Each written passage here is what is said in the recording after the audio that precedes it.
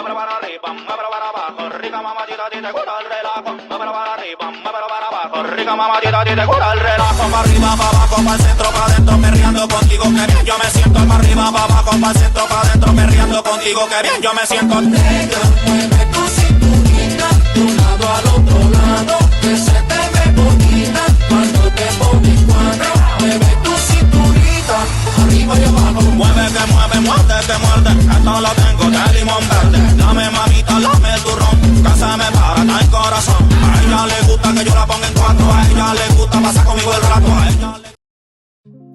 Hi everyone, welcome back. It's Gooseboomer. Today I'm going to talk about why graphite drawing is important before moving on to oil painting. First of all, you've probably heard this saying: someone who can draw can always paint, but someone who can't draw can never paint. Why do you think this saying is important? Drawing provides us with a foundation. It offers a structure we can build upon. But without that structure, even if we could paint beautifully, we'd still lack of form. Of course, there are exceptions to this in art history. Let's take a look at the Florentine school. For example, why did Florentine artists place such importance on form and drawing? Because they believed form was everything, and to some extent, that's true. Beauty cannot exist without form. Another reason Florentine artists sketched before painting in oil was to transfer their sketches onto the canvas and then fill them in with paint. This is a fact that should definitely not be overlooked. You make your sketch on paper, and the canvas is your stage. However, when we look at the Venetian school, we see a colorist movement alongside Titian. The Venetian school placed far greater importance on color than on form. But that doesn't mean they used a rainbow palette like the Impressionists. The philosophy of the Venetian school was to draw on the canvas, not on paper, because the canvas is your space for thought. Velázquez did this. He meditated by drawing directly on the canvas. But today's topic is philandering, not Velázquez. I know that graphite is a very powerful tool with its own limitations. It's an amazing tool, and if you use it correctly, it will help you. When drawing, definitely don't use techniques like Loomis. Be natural and don't lock in your proportions right away. Many artists who do block-ins have the same problem nowadays. Locking in proportions too quickly and trapping them. But drawing isn't like that. It has a soul. And that soul is waiting to be set free. Waiting for the artist with the power to set it free. Yeah, of course, the proportions will be locked in at the end of the drawing. But as I said, only at the very end. Till that moment, absolutely don't lock in the proportions. Keep searching constantly. Ask yourself, I've placed this line, but is the angle almost right? Aside from that, focus on the large shapes, just as I do.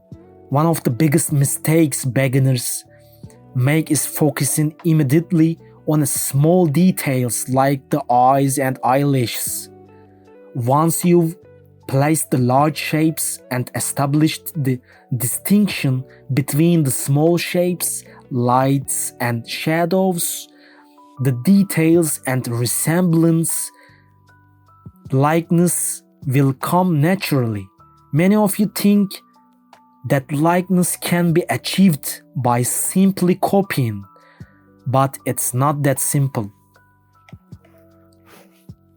When using graphite, approach the paper as you would a lava. If you press too hard or go over it repeatedly, it will lead to irreversible results. First, the pencil mark will remain and cannot be erased.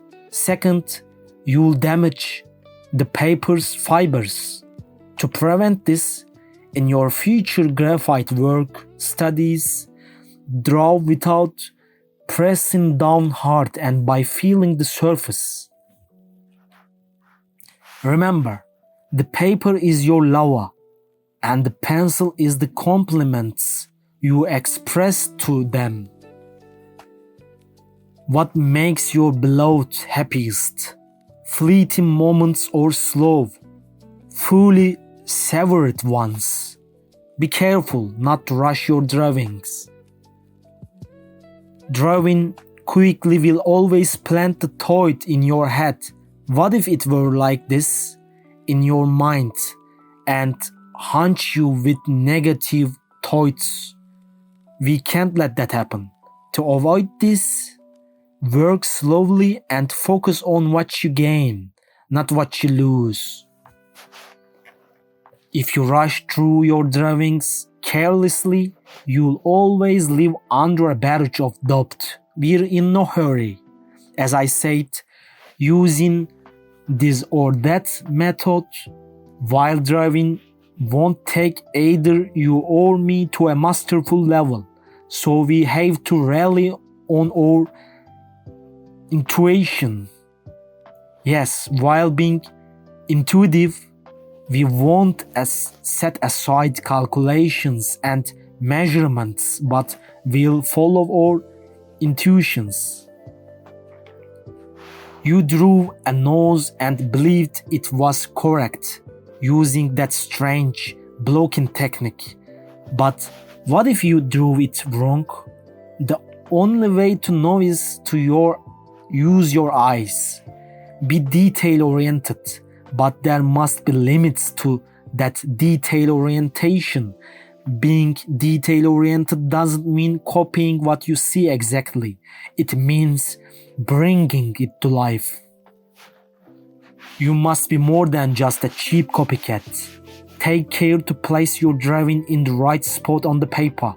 Build the larger forms, understand the difference between light, shadow, and midtones, and save the details for last. And even if you're certain about the details, never press down too hard with the pencil. I hope what you learned here strengthens you and gives you momentum in your future graphite works. Remember, the old masters failed many times, but those who truly fail are the ones who stop trying. Please don't forget to like the video, share your ideas for the next drawing video in the comments below, and subscribe to this channel. Till we meet again in the next video, take care of yourselves. Bye bye.